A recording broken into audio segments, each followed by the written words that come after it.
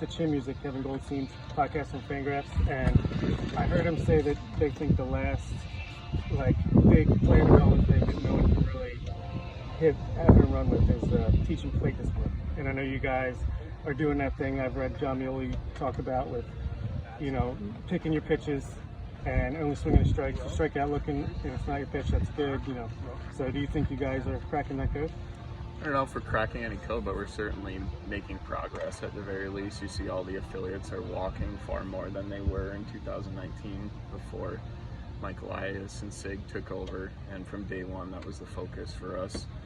Making really good swing decisions, going to lead to really good contact, which will end up leading to damage, hard hit balls. So it's something we preach every day. We practice it. These guys know before the game what to look for, during the game making game adjustments, and then at the end of the game they get a report where they see, I should have swung at this pitch, that's a good one to leave, I got punched out on that pitch, great one to not swing at going forward, because obviously AA zones are going to be a little bit bigger, obviously Del Marva, Aberdeen even bigger than that, but once they get to the big leagues it's going to shrink up a little bit more, and that's the zone we're trying to create for these guys. So I think we're doing a good job, always more progress to be made, but we're really happy with where we're at right now with that.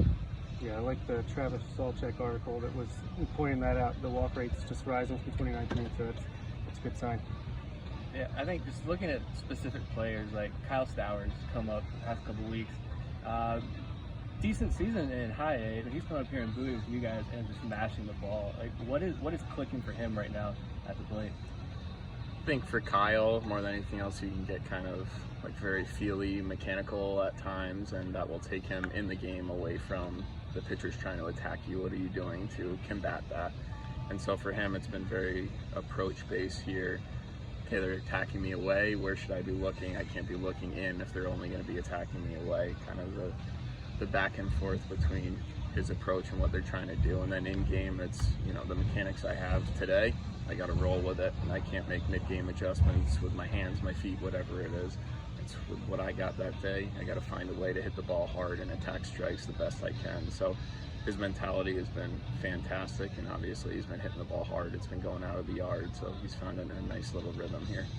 So focusing on another outfielder for a minute, last night's hero, Zach Watson, has really been making big strides at the plate, starting in Aberdeen, and it seems to be carrying you over here. What kind of reports were you getting out of Aberdeen about his progress, and what have you seen from him here so far? Yeah, Tom Eller was doing a good job. They had a good thing going. His biggest thing, it goes back to a lot of guys' swing decisions. He likes to chase up in the zone, but he also hits balls well up in the strike zone. So it's really differentiating between how high is too high for him, and then just exposing him to more breaking balls too. That's something he's struggled with in the past, but he's come in here totally open. Whatever you need to do to get us better, we'll do, just like all the guys in the clubhouse too. But it's been impressive. Last night he hit a ball foul harder than he's hit a ball before, and then that last ball he hit 103 miles per hour. So just in terms of exit velocities, increasing his engine, that's been great, because obviously we see he's a pretty fast but small, kind of skinny guy, so to have that thump is pretty exciting with that too. Yeah, it seems like a lot of guys, they perform on Aberdeen, earn their promotion, and then they don't miss a beat when they get here. And it's same for the pitchers. You and Justin Ramsey clearly good at your job, but what is that like? Joey Ortiz, Toby Welk, they just don't miss a beat or even perform even better at a next level up. Yeah, we've had really good relationships with these guys dating back to when we first got hired too. We had mini camps, instructional league, spring training, so we got to spend a lot of time with these guys, develop those relationships, and then throughout the year, even if they're in Delmarva or Aberdeen, we're still calling them, we're still texting them, keeping in tabs on what they're doing, what their cage routine looks like. Really good relationship between all the hitting coaches, so the communication loop never stops. So once they get here, it's just kind of instead of the conversation being, okay, what were you doing? It's, okay, let's pick up right where you were in Aberdeen. It's been successful, let's add to it, tweak it as we need to. But it's just the relationships we have with these guys, and every guy in the Orioles system is just a great person too. So they keep us up, they let us know that doesn't feel good, and it's just this constant communication that we have that's really been successful. Yeah, that's something that I've been really interested in this year, is that you see the players on social media hyping each other up, coaches hyping the players up and everything. And it just seems like there's this brand new culture. And we've, I think, really just been diving into this the last couple of years, but it seems like this year just feels different. Maybe it's because, there hasn't been minor league baseball in over a year, but it feels like a different culture down here. And can you just talk about kind of in this Bowie clubhouse, for instance, what is that culture like and how have you seen it grow over the last couple of months? Yeah, I mean, minor league baseball can be tough. Certainly at times, guys in high A want to take your job in double A and all the way up. But here it's kind of like a college atmosphere where if the team's winning and you're 0 for 4, guys aren't taking it too hard. Like, did you contribute? Did you get on base via a walk? Did you make your plays in the field? So that like team atmosphere that some guys miss when they leave college has really been nice to see. But the clubhouse, I mean, it starts with Buck. He sets the tone as a manager for everybody. Common message across the board between the staff and players. Then the players just genuinely like hanging out. The players have said it to us as the coaching staff and the players too, that there's no cliques. Everybody's hanging out. The pitchers are mingling with the hitters. It's not pitchers over here, the hitters on another side. So it's just a really fun atmosphere to come to work to every day, and it certainly doesn't feel like work. I know our listeners would be disappointed if we didn't get at least one Toby Welk question in. This is someone who's been very successful since he was drafted. He's looked good at Double A so far. The plate discipline is good. What do you see in his approach? He's a strong boy. His exit velocities have been super impressive. He hit a ball the other night, 112.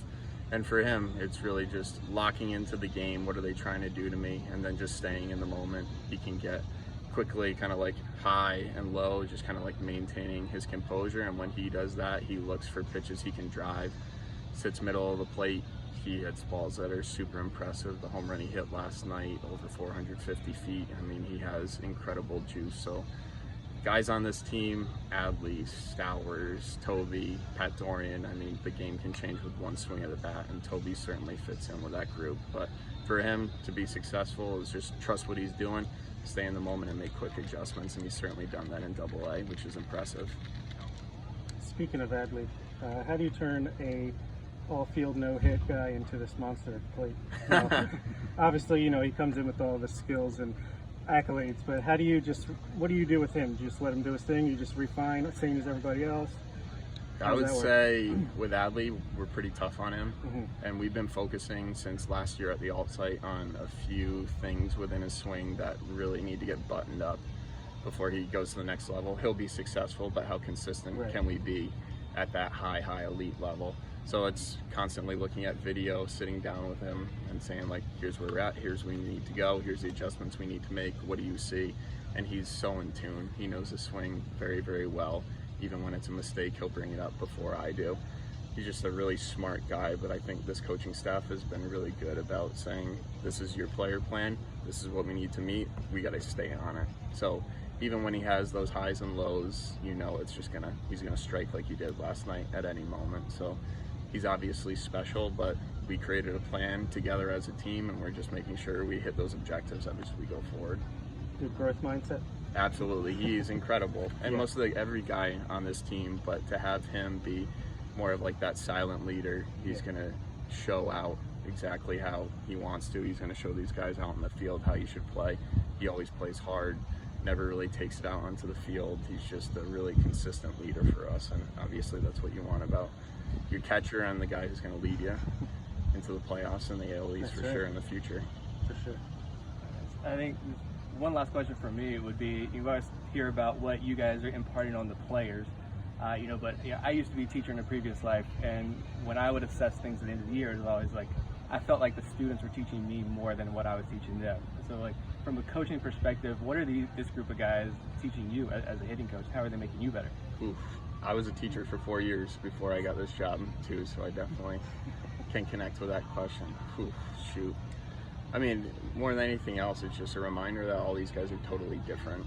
Like, their individual player plans are their own. There's really no swing mechanic that everybody's working on. It's just reminding them that, okay, this guy's more swing decision focused, he's a little bit more mechanical focused, and then just making sure that as a coach I'm providing them what they need and that they're on the same plan as I am. So whenever I go to them, it's, here's what I got, what are you thinking? The conversation goes back and forth, but more than anything else, there's no one solution to all these problems out there. It's a ton of solutions for endless problems, and every day we come here, new problems arise, and then hopefully they can have the really quick answers to answer them without me being needed. So that's the hope going forward.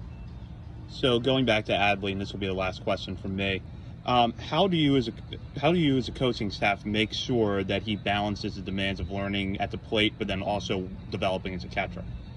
Jeff Kunkel, who's our fundamentals coach, unbelievable catching coach. They work every day. So just as we have early work hitting or work in the cage, they have their catching time. They have their drill work they do every single day.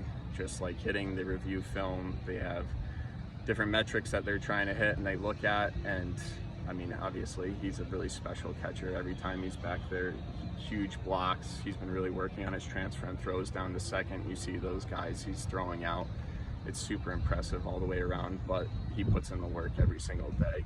And guys, when they have downtime, he's always in the cage catching, hitting. He's doing something to improve. So a leader by example, no doubt. Just have a couple quick ones. Yeah. Terrin Vavra has been out for a while, but first of all, any update on his injury status? I don't know if you can give that, but even regardless of that, what do you make of him and the way he just seems to hit wherever he goes in his career? He's hitterish. He's just, I mean, he can hit endless line drives over the shortstop's head. He can pull the ball line to line drives. Just a special hitter. He works at it really well. His father being a hitting coach. There you go. Hitting coach in the big leagues. I mean, he knows what he's doing. Just a really smart hitter. And what I love about him, he keeps a journal. So every time he goes to bat, comes back, goes through the whole pitch sequence, talks about was it a hard hit, how did they try to attack him, and then in our advanced meetings he shares exactly how, hey lefties, this is how he was attacking me, probably get an idea. So just a really smart baseball player, and we're not sure when he's going to be back, but whenever we can get him back on the field, he's a big lift for us. Yeah, last one. I'm a mailman in my other life. We're all excited about the Baysox and the future of the Orioles, so can you tell us, is it going to be Express Mail 2022, Priority Mail 2023, or First Class 2024? I like that. I mean, we talk about controlling controllables all the time. We have no idea how that's going to work out, but I think it's tough to not look around at all the affiliates and be really excited about the things that are happening. So sooner than later, we hope these guys are developing at a really good rate. We have a really good staff that's doing a great job with them. So once they get to the major leagues, hopefully that transition time is small and they're ready to contribute quickly. Sounds like priority to me. Like that. All right, thanks, man. My pleasure. Yeah, thank you.